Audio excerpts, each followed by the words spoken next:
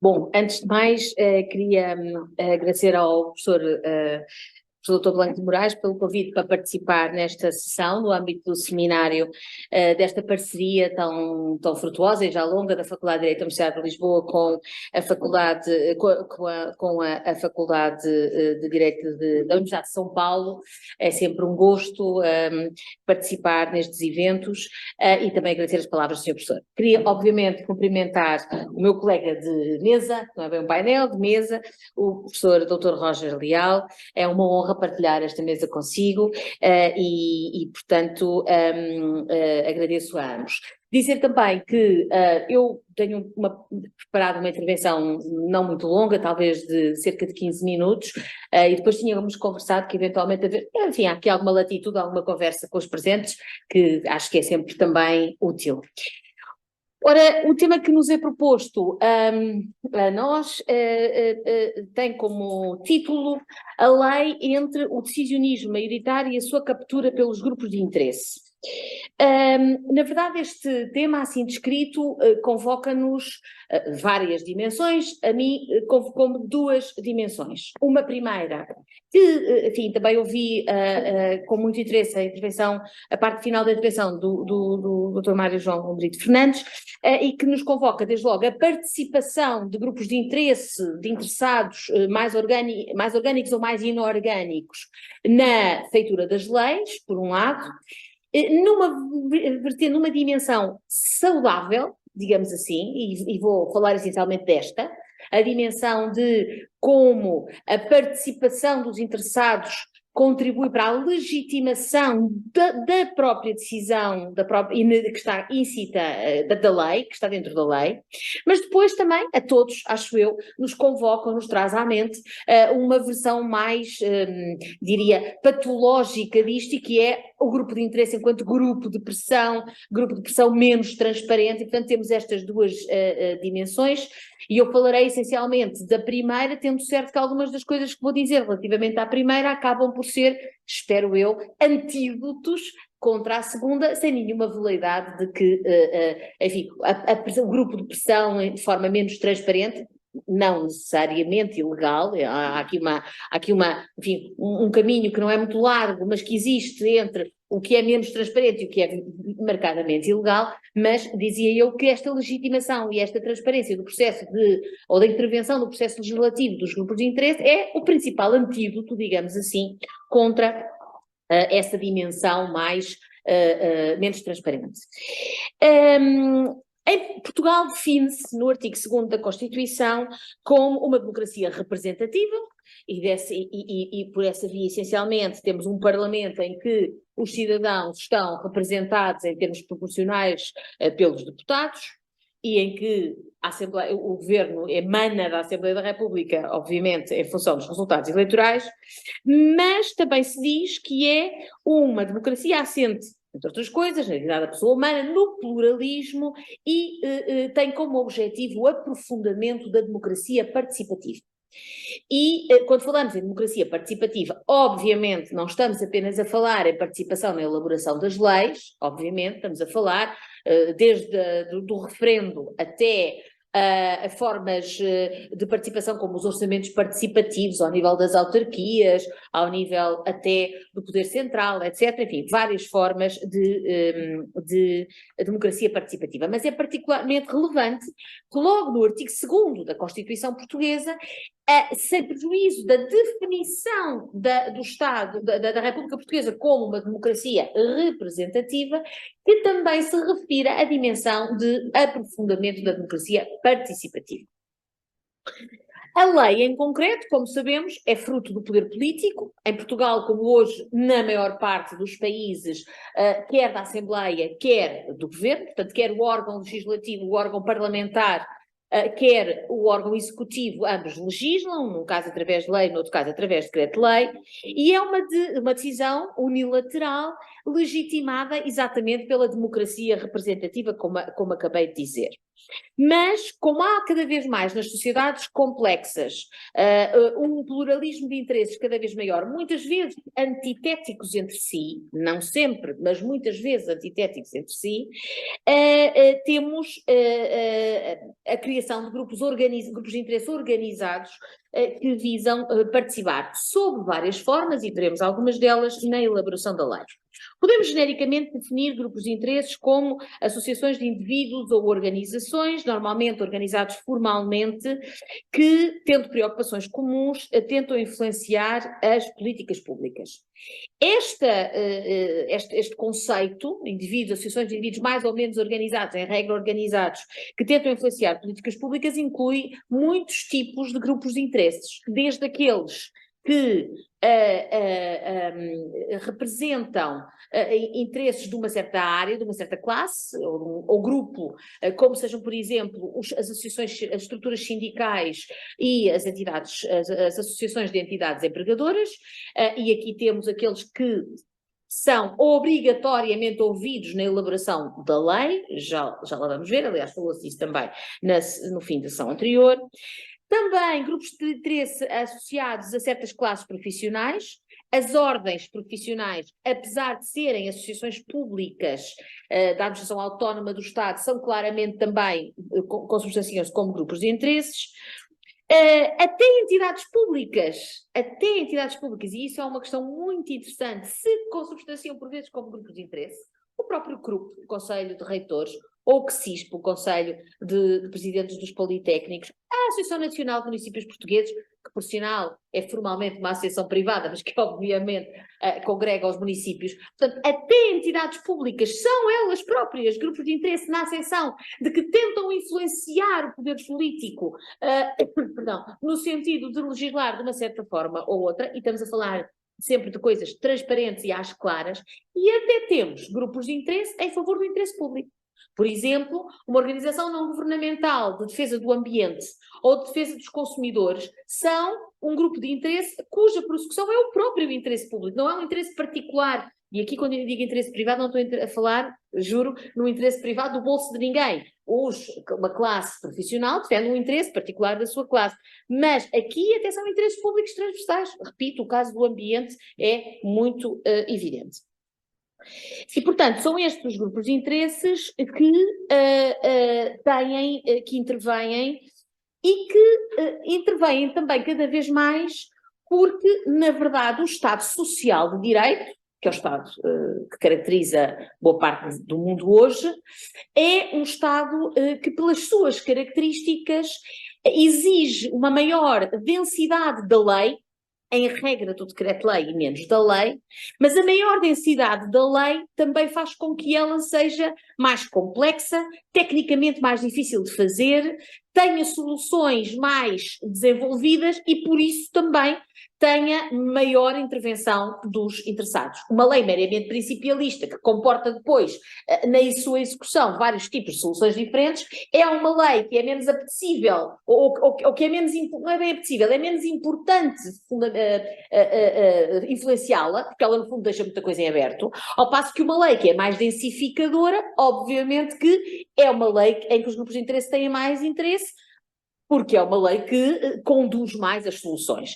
Portanto, há também aqui uma modificação do conteúdo interno da lei, quer com o Estado Social, embora aqui estejamos, repito, a falar mais do decreto-lei do que da lei da Assembleia da República, que pelas suas características não pode ser tão densificada, e até, não sei se foi falado antes, mas imagino que sim, e até por influência da União Europeia, na medida em que a transposição, por exemplo, de diretivas europeias força muitas vezes uma legislação eu devo até dizer, enfim, um parênteses aqui para não complicar, porque é outra matéria, mas a circunstância de na Constituição Portuguesa a transposição de diretivas ter que fazer por ato legislativo faz com que utilizemos muitas vezes ato legislativo para coisas que não têm dignidade material legislativa. Ora então, dizia eu que devemos distinguir, por um lado, a participação que é obrigatória, que por exemplo na Assembleia se traduz em audições obrigatórias, por exemplo, das associações laborais, que o artigo 56 da Constituição impõe, e estas audições obrigatórias estão previstas no regimento da Assembleia da República, têm regras próprias no regimento da Assembleia da República, obviamente são inclusivamente filmadas no circuito da Assembleia da República, isso é feito ata e, portanto, é algo que tem toda uma regulação, uma regulamentação absolutamente transparente e clara. E depois, e continuamos a falar da dimensão positiva disto tudo, e depois temos outras consultas, que não são as que resultam obrigatoriamente da Constituição ou da lei, mas que o próprio legislador, seja ele a Assembleia ou o Governo, decide fazer, ou que, por iniciativa própria, estes grupos de interesse fazem chegar. Por exemplo, em legislação muito técnica, por exemplo, em matéria de ambiente, muitas vezes as ONGs defensoras do ambiente fazem chegar relatórios, muito próprio, fazem chegar ao legislador, olha, fizemos um estudo, claro, o seu objetivo é tentar influenciar, mas muitas vezes com dados técnicos e factuais muito relevantes.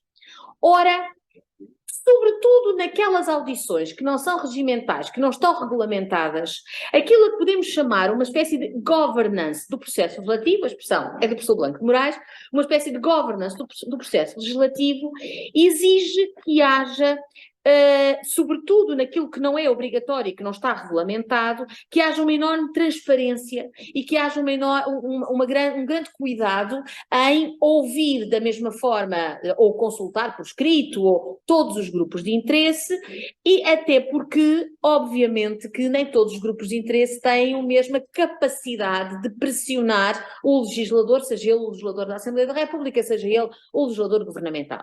Há grupos de interesse que influenciam mais, ou porque têm mais associados, ou porque têm mais peso económico, grandes empresas podem ser em si grupos de interesse, ou porque estão mais próximos da ideologia de quem está no governo naquele momento e outros estarão mais próximos da ideologia de quem está no governo noutro momento, e portanto esta circunstância dos grupos de interesse não terem entre si, não estarem entre si em pé de igualdade faz com que num mundo ideal, quem legisla tenha o cuidado de os ouvir a todos, ou não ouvir a todos, mas de forma equitativa e transparente.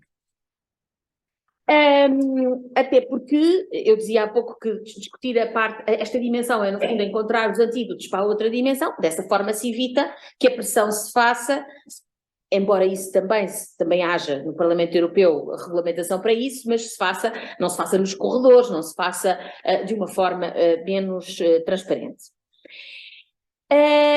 Temos então que muitas das decisões legislativas, portanto muitos dos conteúdos das leis, acabam por ser não só objeto de audições e de consultas, mas chegam a ser mesmo negociadas praticamente com grupos de interesse, o que, como diz o nome deste tema, acaba por tornar a lei menos uma decisão unilateral, continua a ser formalmente uma decisão unilateral, mas menos uma decisão unilateral e mais alguma coisa que tem em si uma concertação de interesses.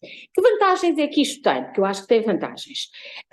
Tem, desde logo, a vantagem de diminuir a conflitualidade do sistema político. Pelo menos em tese, uma lei que foi discutida, em que se ouviu toda a gente, em que se carrearam para o processo legislativo todos os factos relevantes e em princípio, é menos conflitual. Potencia a participação, na linha daquela ideia de democracia participativa, é também uma fonte de informação relevante, obtém-se informação, muitas vezes é a própria, no caso da Assembleia da República, que quer ouvir A ou B ou C, porque precisa de informações até técnicas sobre aquela matéria, ou científicas, e, a meu ver, é uma fonte de legitimação das políticas públicas. Naturalmente que a Assembleia, para falar sobretudo da Assembleia, teria sempre a sua legitimação representativa, mas é um fator acrescido de legitimação. Mas também tem desvantagens, obviamente. Por um lado, porque os grupos de pressão não têm todos o mesmo peso, corremos o risco de uns que influenciam mais do que outros, nem sempre o fazerem pelas boas razões e nem sempre a influência resultar em soluções mais positivas ou poder resultar em soluções menos imparciais do que deviam. Há uma nota que é dada que eu francamente sinto muito, que é perda do peso da alta administração pública, é uma coisa que o professor refere, porque de facto muitos dos projetos legislativos do governo são elaborados por muitos não, cada vez menos, mas, enfim, tradicionalmente eram elaborados pela alta direção, pelas direções gerais, etc., mas depois aquilo acaba, quando entra no circuito político, acaba por sofrer muitas alterações, pode provocar uma certa perda de coerência da lei, porque se na elaboração da lei se houve várias pessoas, ou vários grupos, e eles têm interesses conflituantes entre si, há aquela tendência para tentar agradar um bocadinho a todos, e isso obviamente acaba por implicar alguma perda de coerência interna da lei, e Curiosamente, tendo eu dito, e acho que é um fator de legitimação, também pode ser um fator de deslegitimação, se claramente tiverem mais influência no resultado da lei grupos de interesse que não foram eleitos do que a Assembleia da República, que tem, obviamente, uma legitimidade eleitoral, ou o governo, que indiretamente também tem. E, portanto, aqui claramente estamos, o positivo é mesmo o reverso da medalha do negativo, e dos pontos positivos, e encontrar aqui esse equilíbrio é muito importante. Há um estudo sobre esta matéria que diz que os grupos de interesse influenciam mais o governo do que o Parlamento, o que não deixa de ser curioso, e infelizmente sempre que, não é por culpa deste ou daquele governo, mas a influência sobre o governo é sempre necessariamente menos transparente. Por razões óbvias, na Assembleia participam na elaboração da lei todos os grupos parlamentares, todas as áreas políticas, ao passo que no governo não. Portanto, independentemente do governo A ou B, não estou a fazer uma consideração de natureza política, é uma evidência, quer dizer, é mais transparente o processo no Parlamento. E depois ainda há uma outra coisa, estou quase a terminar, que é a participação indireta destes grupos de interesse, não através do contacto direto com o legislador, mas através do convencimento da opinião pública, que por sua vez pressiona o legislador. Muitas vezes estes grupos já nem vão diretamente ao legislador, criam até com campanhas de comunicação, etc., um contexto favorável à posição A ou à posição B junto à opinião pública, e depois aí está feito o resto, já não precisam sequer de influenciar diretamente. Para terminar, eu gostaria de deixar aqui 3 questões, ou melhor, 2 questões que eu acho interessantes de discussão, e que eu acho que era para onde a discussão estava a ir agora na fase final da intervenção anterior. Uma tem a ver exatamente com a concertação social, em concreto com a concertação social, mas, mais do que isso, com qualquer situação em que o governo negocie com sindicatos da administração pública, com a concertação social, como sabem, a tripartida tem governo, sindicatos e entidades patronais, e dali saia um resultado. E depois aquele resultado tem que ser vertido em lei. E depois algumas daquelas leis até são reserva da Assembleia da República. Até que ponto está a Assembleia da República vinculada a algo que ficou pactuado, contratado com os parceiros sociais, mas onde a Assembleia não tem assento, tem o governo que é, sendo o primeiro-ministro, quem manda na maioria, mas não é a mesma coisa. Esta é uma questão muito interessante, que, quando há maiorias absolutas, fica resolvida do ponto de vista político, mas não deixa de ser interessante do ponto de vista jurídico, mas quando não há maiorias absolutas pode colocar um problema, porque o governo acordou isto desta forma e depois quando vai para a Assembleia não passa, isso é um problema. Neste momento, em Portugal, nós até temos isto, é muito interessante, com o Plano de Recuperação e Resiliência. Porque há coisas que estão inscritas no Plano de Recuperação e Resiliência que nós temos que fazer como país para receber tranches de fundos europeus desse plano, e que dependem da aprovação de diplomas que são reserva da Assembleia da República. É muito interessante, porque, de facto, assim, temos a pressão de aprovar isto até ao dia tal, porque senão perde-se a tranche. E o que é que a Assembleia tem a ver com isso? Num certo sentido, não é? Tem a ver, porque é bom para o país que os fundos venham, mas percebe o que eu quero dizer? Ou seja, até que ponto é que a procura por um governo de maioria, ou sem ser de maioria absoluta, de pontes fora do Parlamento, vincula ou não a lei quando tenha que ir ao Parlamento? Quando a lei não tem que ir ao Parlamento, depois faz por decreto-lei, a questão está resolvida. Esta era uma questão que deixo para discussão. Enfim, o próprio memorando de entendimento com a Troika. O próprio memorando de entendimento com a Troika. Depois, a outra nota tem a ver com alguma tendência, também interessante, acho, discutir, para a desinstitucionalização da participação. A atomização de polos de pressão faz com que haja uma certa desinstitucionalização, ou seja, não são aqueles grupos que nós sabemos, aqueles clássicos que eu falei aqui, mas começarem a aparecer grupos de pressão mais atomizados, mais desorganizados, mais inorgânicos, como se vê, por exemplo, nos sindicatos. Nós hoje temos os sindicatos clássicos e temos uma série de sindicatos menos tradicionais, quer porque não têm histórico, quer porque utilizam métodos menos convencionais, E isso também é uma nota interessante. E a última que deixava, mas esta é que só provocatória, porque isto daria provavelmente um seminário um dia, se o Sr. Professor fica ao repto, que é lobby sim ou não, regular o lobby sim ou não. No Parlamento Europeu está regulado, já houve um projeto de lei na Assembleia da República Portuguesa para se fazer, abandonou-se, mas isso pode ser, acho eu, um seminário autónomo, tanto aí é o pano para mangas que isso daria. E pela minha parte era tudo, agradeço a vossa atenção, muito obrigada.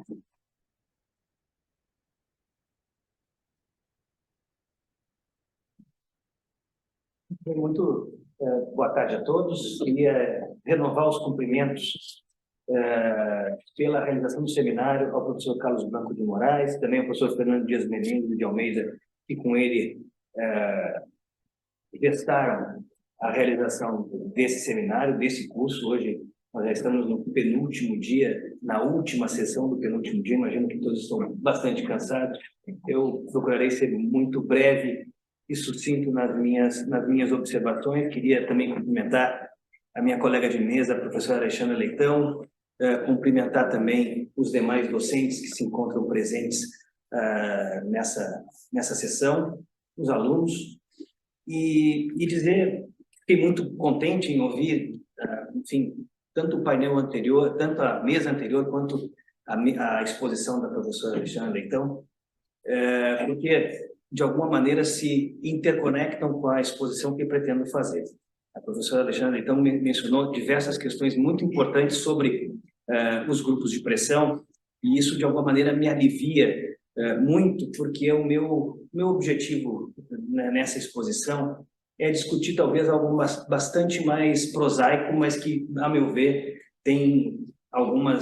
revela ou comporta algumas dificuldades no que diz respeito, sobretudo, ao direito brasileiro, que é justamente a ideia de maioria. O título da nossa exposição hoje fala da decisão majoritária, a captura pelos grupos de pressão do processo legislativo.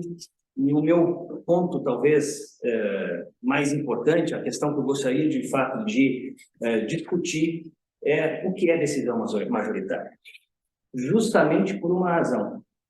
Penso eu, e eu já antecipo a minha conclusão dessa exposição, de que no Brasil, e em particular no âmbito legislativo e no âmbito jurisprudencial, nós trabalhamos com uma concepção distorcida, romântica ou fictícia de maioria. E penso que essa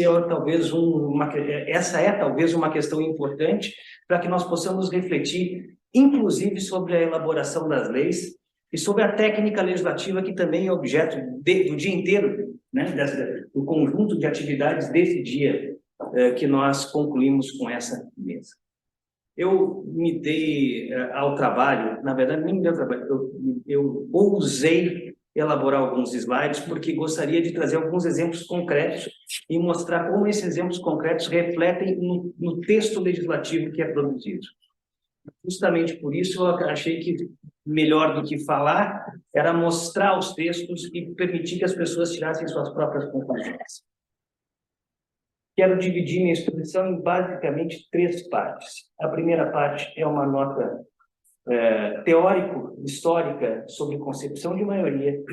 A segunda é uma nota sobre um aspecto prático dessa concepção de maioria na jurisprudência norte-americana.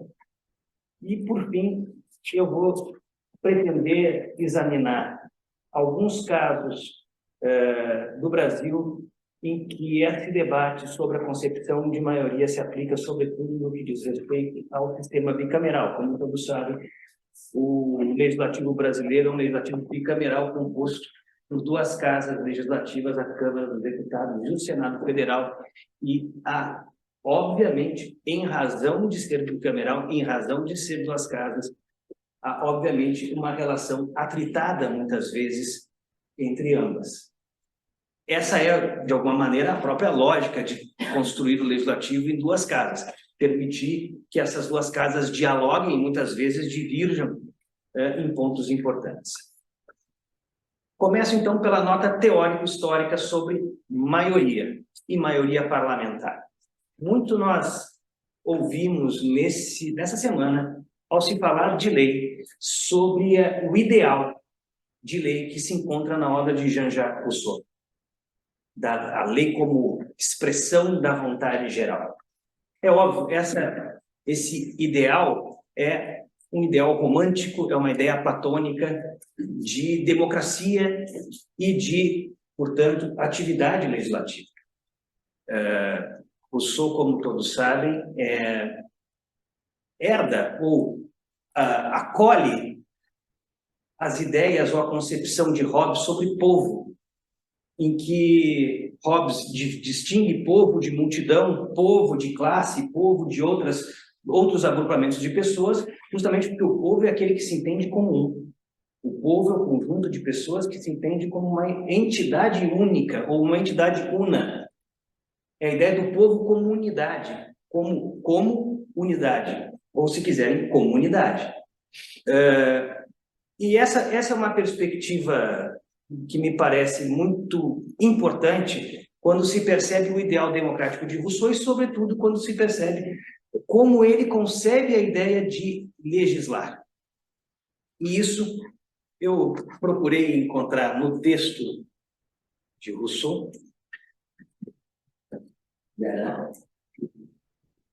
Será que é o outro aqui? Deixa eu ver.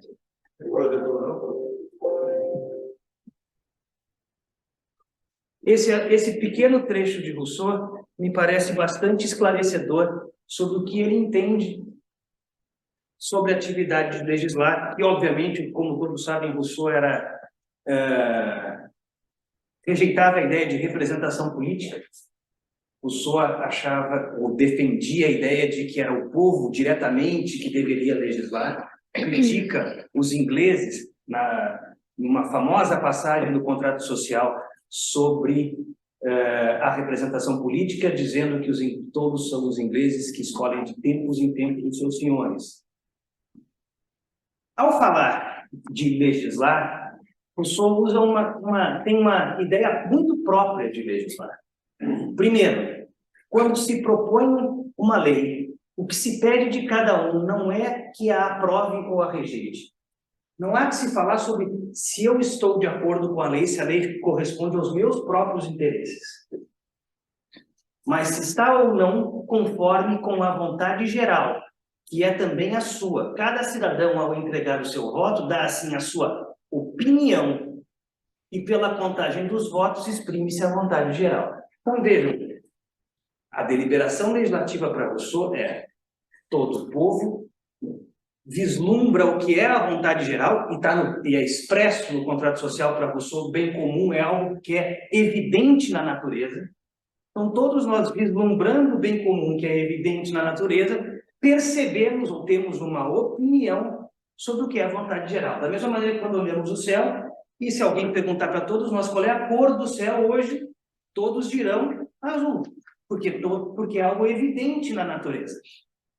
Agora, pode ser que alguém olhe numa fresta da janela, numa parte diferente da janela, enxergue as nuvens e diga, não, hoje o céu está cinza. E aí nós temos uma maioria que diz que é azul, uma pequena parte que diz que está cinza. É essa a lógica de maioria de Rousseau. Quando vence a opinião contrária à minha, isso só prova que eu estava enganado. E o que eu considerava como sendo a vontade geral não era, afinal. O que ele está dizendo é algo muito simples. Maioria é sinônimo de correção.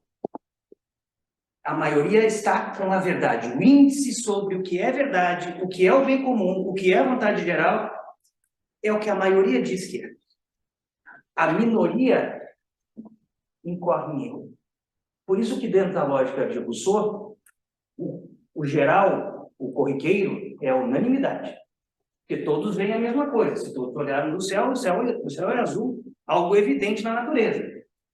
Se houver divergência, a minoria está errada, a maioria está certa. Só há uma resposta correta. Por favor. Nós voltamos. Aqui eu pego talvez um dos principais, se não o principal opositor de Rousseau, que é Edmund Burke. no seu Reflexões sobre a Revolução em França, em que ele apresenta, entre diversas restrições e contestações ao pensamento russoniano, ele apresenta a sua contestação e a sua percepção sobre maioria.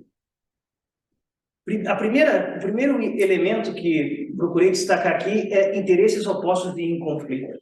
Unanimidade não é o geral, o correto, porque existem posições diferentes, igualmente legítimas na sociedade. Portanto, se Rousseau trabalha com a ideia de que o povo é uma unidade, Burke trabalha com a ideia de que o povo é pluralidade. São concepções radicalmente diferentes de povo e, portanto, de legislar.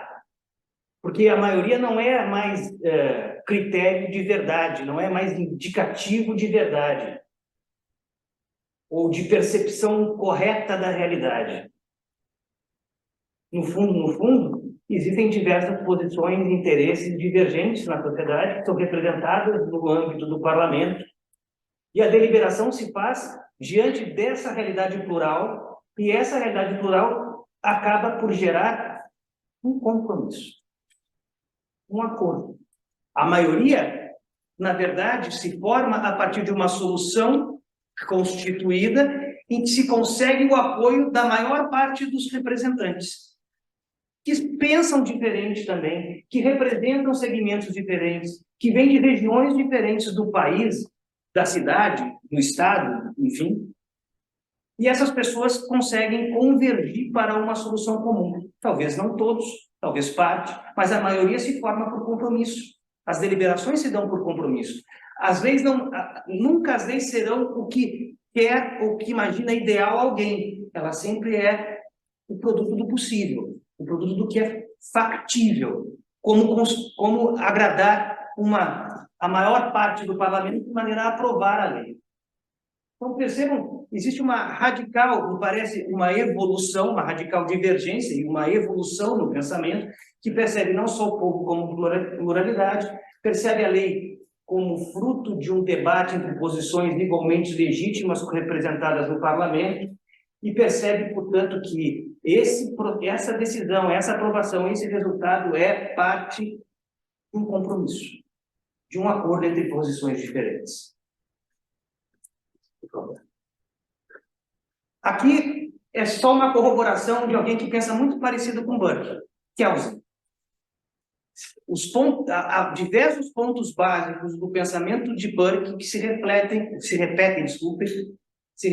na concepção de democracia de Kelsen. E aqui eu colhi dois. Técnica dialético-contraditória, posições diferentes na sociedade que geram um compromisso. Basicamente, nesse aspecto, são coincidentes os pensamentos, o que mostra que nós evoluímos. Né? Peguei um autor do século XVIII, peguei agora um autor do século XX, e mostra uma evolução na ideia de que o povo é pluralidade, que as leis se fazem diante da contraposição de ideias e que as leis são produto de um compromisso político que é firmado diante de pessoas que têm interesses contraditórios e diferentes. Só para arrematar de maneira quase esquemática. Aqui nós temos talvez apenas para ajudar a compreensão.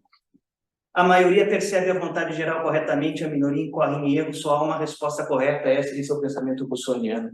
Poderia também eu dizer schmittiano. E do outro lado, Burke e Kelsen, em que a maioria e a minoria representam interesses legítimos, a decisão ocorre mediante compromisso que naturalmente requer concessões mútuas. Agora eu passo a segunda parte, a nota sobre a prática constitucional americana.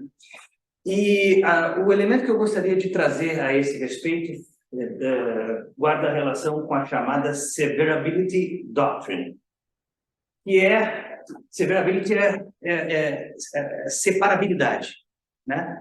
É a capacidade de, diante de uma lei inconstitucional, declarar a inconstitucionalidade apenas de parte da lei. Chamamos isso de inconstitucionalidade parcial. Ou seja, como é que eu posso declarar uma lei que foi aprovada num todo, ela é um compromisso de posicionamentos diferentes, e eu tiro uma cláusula desse compromisso. Tiro um aspecto desse compromisso e mantenho o resto,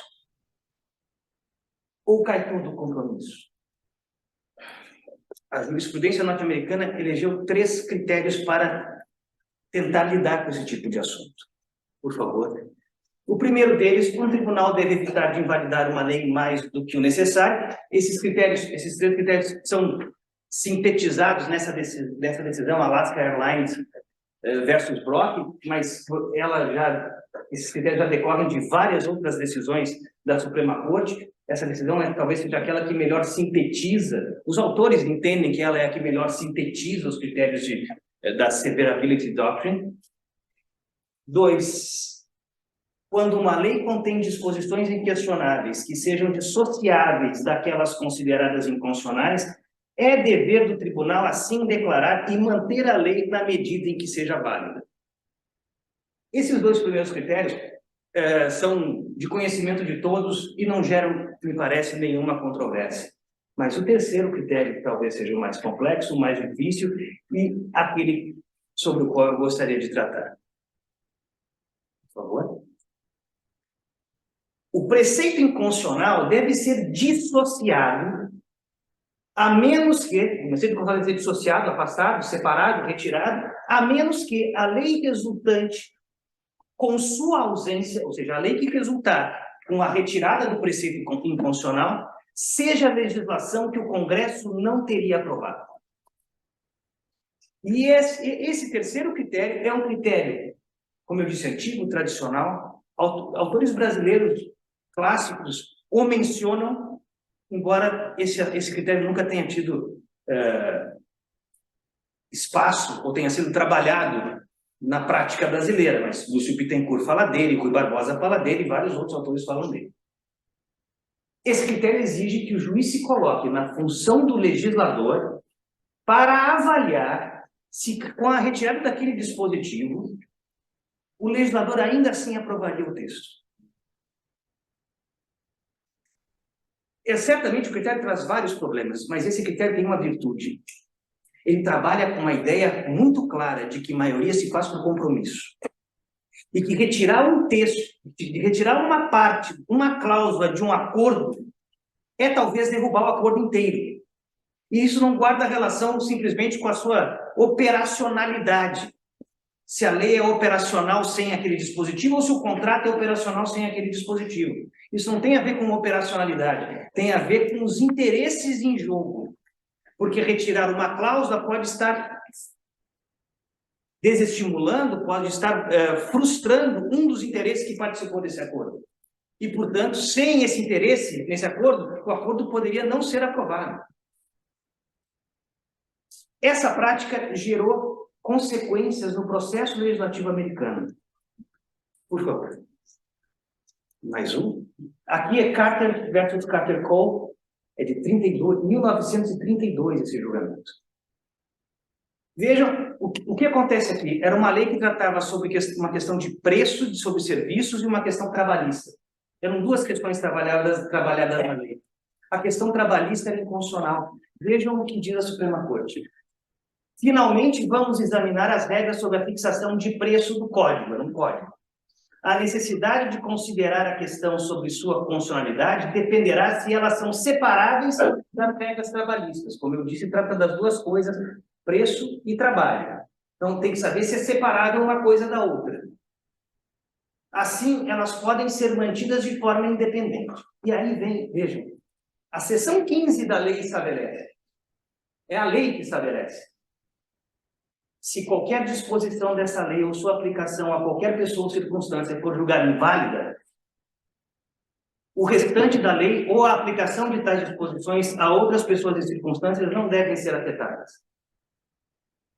Eu não peguei um exemplo isolado. Tem inúmeros exemplos da prática estadual e federal norte-americana que tem esse tipo de comando. em que o legislador coloca no texto da lei dizendo o seguinte: olha, se uma das partes desse acordo cair, se for julgado inválido por inconstitucional, o resto se mantém. A sequência desse julgamento, a Suprema Corte diz o seguinte: o legislador faz a lei para ser aplicada na sua inteireza. Se não houver uma cláusula desse tipo, presume-se que a inconstitucionalidade de uma parte é a inconstitucionalidade de todas. Essa jurisprudência sobre o que se presume tem variado ao longo do tempo, mas tem sido muito presente na prática americana, e eu vou mostrar isso com um caso bastante recente de 2012. Não, ainda é Carter versus Colt, por favor. Eu botei a parte que eu acabei de escrever. Na ausência de tal disposição, a presunção é que o legislativo pretende que a lei seja efetiva como um todo. É dizer, a regra geral é contra a mutilação da lei. Se qualquer preceito for considerado inconstitucional, a presunção é que a disciplina resultante cai com ele. Cai tudo. A presunção é que, se uma parte é inconstitucional, tudo é inconstitucional, porque é necessário preservar o compromisso. Por favor. Aqui nós temos um caso muito mais recente, caso do famoso Affordable Care Act, o Obamacare, de 2012. Por favor, pode deixar assim. O que aconteceu? O Obamacare é uma Christmas Tree Statute, ou Omnibus Statute. O que é isso? É uma lei que não trata de apenas um assunto. Ela foi acomodando diversos assuntos de maneira a ser aprovada. Certo? A lei foi objeto de questionamento na Suprema Corte e alguns dispositivos foram considerados inconstitucionais. E a Suprema Corte se dividiu em 5-4, justamente por conta desse assunto. Esse aqui é um trecho do voto divergente, e lá, como você sabe, a divergência pode ser de mais de um juiz em conjunto no mesmo texto, não precisa cada um manifestar a sua divergência de modo individual, como ocorre no Brasil. E aqui claramente é dito: não há razão para acreditar que o Congresso teria aprovado tais normas independentemente. Vejam, tinha normas que falavam apenas sobre a retribuição do pagamento para médicos no estado de Louisiana. E dava um pagamento maior que Louisiana de restituição sobre os custos médicos do que todos os outros estados americanos. Claramente, isso era para ter o apoio dos representantes do estado de Louisiana. Se esse dispositivo cai, não se tem o apoio dos parlamentares do estado de Louisiana, talvez, ou em grande parte, e não se sabe qual é o resultado final na votação do Obamacare. Então, nesse voto divergente, levando em consideração esse terceiro critério, 4 juízes da Suprema Corte, Anthony Scalia, Clarence Thomas, Samuel Alito e Anthony Kennedy, votaram dizendo: olha, caiu parte, cai tudo, porque ela é um ônibus, uma lei ônibus, uma lei árvore de Natal, e se ela tem uma série de, como ele chama, ornamentos, e se esses ornamentos eles são elementos que ajudam a aprovar o texto da lei. É justamente essa desorganização legislativa, admitindo diversos temas, é que faz possível aprovar o texto da lei. Por favor, passo agora para a última parte do sistema brasileiro. Peguei um dos primeiros casos em que isso aconteceu. Reforma do Judiciário é fatiada em 4 proposições. O que aconteceu? A Câmara dos Deputados aprovou a emenda constitucional que reformava o Poder Judiciário, encaminhou ao Senado. O que o Senado fez? O Senado fatiou a proposta. Por favor. Eu chamo a atenção de vocês para a segunda frase desse trecho, da mesma matéria. O relatório do senador José Jorge, o relator do processo dessa emenda constitucional, separou do texto aprovado pela Câmara os pontos inalterados pelos senadores que serão encaminhados à promulgação. Já os itens modificados integram outra proposta. Então, o que aconteceu? Veio o texto da Câmara, os senadores apresentaram emendas, parte do texto ficou inalterado, parte do texto foi alterado. O que fez o senador José Jorge? Preservou a parte inalterada de maneira a que ela fosse autonomamente funcional, operativa, e mandou a promulgação. Pegou a parte que sofreu alteração, fez uma outra proposta de emenda constitucional e devolveu para o Senado, devolveu para a Câmara dos Deputados. A Câmara dos Deputados teria aprovado esse texto assim? Ou seja, aquela parte que foi alterada, aquela parte que gerou a nova proposta teria sido aprovada?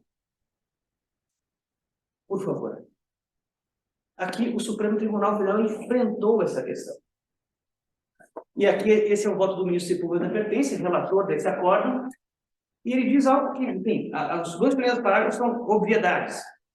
A emenda constitucional chega ao Senado, se ele aprovar a emenda constitucional, ela é promulgada, se ele rejeitá-la totalmente, é arquivada. Até aqui, nenhum mistério. Mas a terceira, por favor, a terceira parte que me chama a atenção. Se a rejeição é parcial, ou seja, se o texto da proposta de emenda constitucional foi parcialmente rejeitado, ou seja, parcialmente aprovado, só os tópicos aprovados pela Câmara e também pelo Senado integrarão o texto da emenda, a ser promulgado pelas mesas de ambas as casas do Congresso. Porque ele está dizendo, não importa os 2/3 da outra casa. Se os dois turnos, desculpe, os 3/5. Não importa os 3/5 em 2 turnos da outra casa.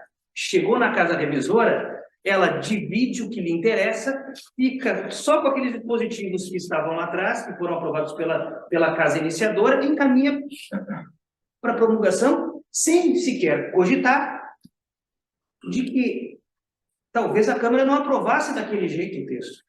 O texto não tem a aprovação das duas casas. O texto, na verdade, é a aprovação de uma casa só. Não se respeita a maioria, compromisso da Casa Legislativa iniciadora, porque simplesmente se retiram aqueles dispositivos que os senadores entenderam deveriam ser alterados. Por favor. Aqui no segundo caso, que tem a mesma situação, esse é um acordo do Supremo Tribunal Federal, mais um. ADI 2031, esse voto do ministro Otávio Galotti, relator da ação, é uma das emendas relacionadas à CPMF, nas diversas prorrogações, em que a mesma coisa aconteceu.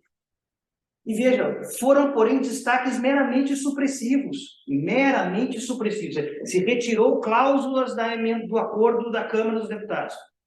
Se retirou cláusulas que não comprometem a aprovação do remanescente, solenemente promulgado em sessão conjunta. Desde que o remanescente seja operacional, é o que está no último parágrafo, está tudo certo. Tudo certo. Não importa o que a outra casa, o acordo que a outra casa levou em conta. Levou a efeito, melhor dizendo. Por favor. Aqui eu vou mostrar que esse assunto saiu do âmbito das emendas constitucionais, ele passou às leis. Uma lei importantíssima para nós do direito, a lei da súmula vinculante. 6306, de 2006. Esse caso eu conheço bem, né? Na época eu trabalhava na Câmara dos Deputados e acompanhei muito de perto esse processo legislativo. Por favor. Vejam, começou a tramitar no Senado, bem na parte final, começou a tramitar no Senado, foi aprovada pela Câmara com emendas de redação. Emendas de redação são aquelas emendas que corrigem o uso da linguagem, aplicam corretamente a técnica legislativa e a linguagem, mas sem alterar o sentido. É para isso que serve a emenda de redação conceitualmente. Agora eu vou mostrar para vocês as emendas de redação. Por favor.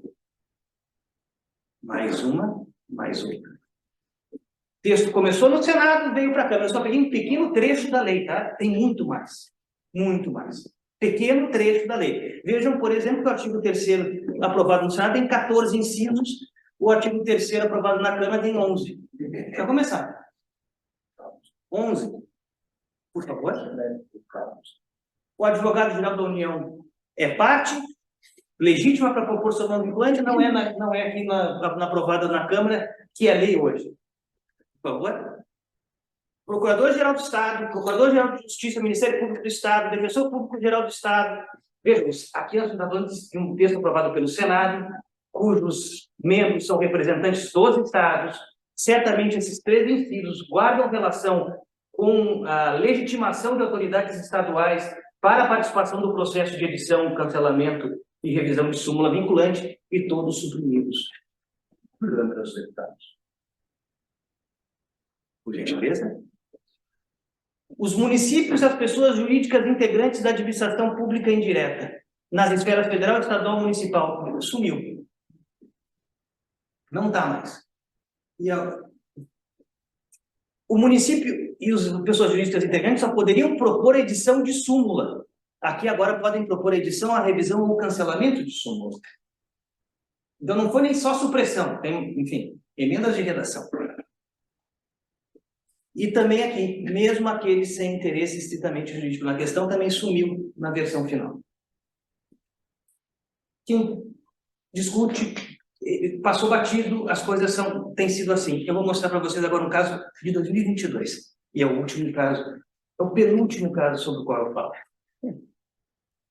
Foi aprovado agora, 2022, Lei 14.439 de 22. Foi aprovado no Senado, encaminhada à sanção do presidente, uma lei que permite, que aumenta o limite de deduções pelas empresas em programas esportivos olímpicos e paralímpicos. Por favor. Aqui vocês têm mais uma ou duas. Texto da Câmara, esse texto começou na Câmara e foi ao Senado. Eu vou mostrar para vocês onde é que está a diferença. Por gentileza, vejam, a diferença está aqui. Presumido, ou seja, permitia a pessoa física fazer o desconto, a pessoa jurídica tributada com base no lucro real e no lucro presumido. Certo? Vejam que o presumido sumiu. O presumido sumiu na versão do Senado. Alguém dirá, mas sumiu em termos. Por favor. Olhem o texto do parágrafo 7º, que não tinha na versão original, e passou a ter na versão do Senado. O parágrafo 7º, o que ele faz? Ele estende o artigo 1º para as pessoas jurídicas tributadas com lucro presumido. Você tirou o presumido do caput, do artigo 1º, e passou e estendeu, estabeleceu a mesma regra, mas fez por extensão no parágrafo 7º. Alguém vai me dizer, mas aqui não tem acordo. Aqui não tem, o texto, o conteúdo é o mesmo, é uma questão só de formatação. É claro que tem diferença. Por gentileza. Mais uma vez. A Constituição brasileira proíbe veto de palavras. Ela só diz que pode ser vetado parágrafos, incisos, alíneas ou artigo. Então, o que se fez? Se retirou o lucro presumido do caput e passou para o parágrafo para poder vetar o parágrafo. No fundo, existiu aqui também, por conta de uma questão mínima de técnica legislativa, uma estratégia para frustrar o compromisso da Câmara. Frustrar o compromisso da Câmara e permitir que o Poder Executivo pudesse vetar uma mera questão de redação. No fundo, o que eu quero dizer é, e aqui eu vou para o meu penúltimo slide, prometo, já deve ter estourado todos os tempos, professor Carlos Blanco, me desculpe, eu prometo terminar em breve. 3 conclusões. A ideia de maioria como compromisso exige observar a concreta composição de forças que ocorrem no Legislativo. Segundo, a eliminação pela Casa Revisora de disposições constantes do texto aprovado na iniciadora demanda o retorno da proposição. Eliminou, tirou o dispositivo na Casa Revisora, tem que devolver o texto para a Casa Iniciadora. Eu estou falando algo prosaico, está no parágrafo único do artigo 65 da Constituição, com todas as letras, provavelmente melhor escrito do que eu posso falar. E o item 3, o entendimento atual sobre o que é maioria, sobre a aprovação, sugere uma concepção fictícia. Porque sugere o quê? que a votação majoritária, artigo por artigo, dispositivo por dispositivo, de maneira que eu tire um e não fira, não viole o acordo majoritário. É um raciocínio platônico, de novo, romântico, é um fictício, inexistente, idealista. Entendimento atual sugere concepção fictícia da maioria que despreza o compromisso político que permitiu a aprovação da proposta legislativa. Um último slide mostra o único caso que eu conheço em que alguém interferiu nesse processo e fez valer a maioria da casa iniciadora. Por favor.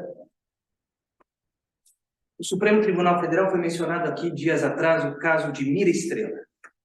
O caso de Mira Estrela é um caso em que se discutia a constitucionalidade do número de vereadores da lei orgânica do município de Mira Estrela. O Supremo Tribunal Federal disse que violava a proporcionalidade que a Constituição exigia entre o número de habitantes, o número de eleitores da cidade e o número de vereadores. E aí o Supremo Tribunal Federal, de maneira a concretizar esse entendimento, estabeleceu, o voto do ministro Maurício Correia expressa, uma tabela fazendo a proporção entre, a partir dos dados do IBGE, dos dados do censo, uma proporção entre o tamanho da população e o número de vereadores.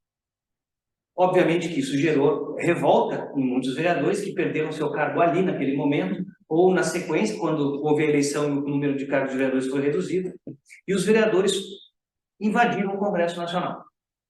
E o Congresso Nacional, a Câmara dos Deputados, levou à votação o aumento do número de vereadores, e isso ganhou as páginas dos jornais, porque isso implicaria um aumento também do orçamento, um aumento dos recursos necessários para financiar o Legislativo Municipal. O que fez a Câmara dos Deputados, de maneira a reagir a esse pleito relativamente justo, enfim, é razoável que se possa pleitear isso, estabeleceu ao mesmo tempo o aumento do número de vereadores e a restrição orçamentária, um limite orçamentário para as câmaras de vereadores. Ou seja, ok, concorda-se em aumentar o número de vereadores, mas estabelece um limite financeiro, 2% do orçamento, se não me falha, para custear as atividades da Câmara de Vereadores. Essa proposta foi ao Senado.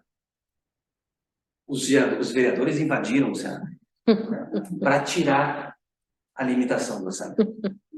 O relator, lembra, foi o senador Baiano, ele conseguiu aprovar o relatório eliminando a limitação orçamentária, mantendo apenas o número de vereadores maior. Foi carregado nos braços no correr dos corredores. Isso passou nos principais telejornais brasileiros, carregado nos braços, os vereadores nos corredores do Senado carregando o senador.